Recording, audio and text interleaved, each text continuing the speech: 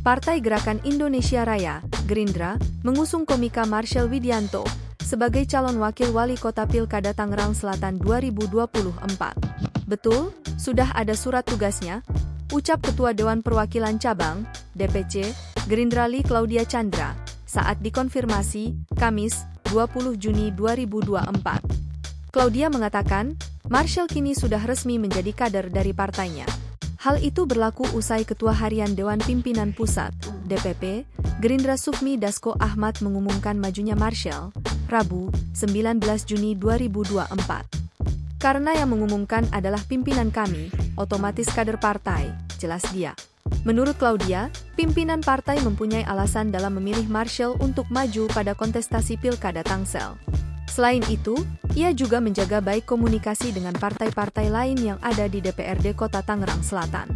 Pasti dong kami selalu komunikasi dengan partai lain, tutur Claudia.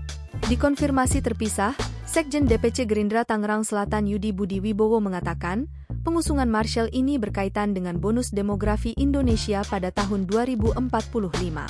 Marshel merupakan sosok anak muda generasi sekarang yang punya daya juang tinggi, berangkat dari bukan siapa-siapa kemudian menjadi seperti sekarang ini, kata dia.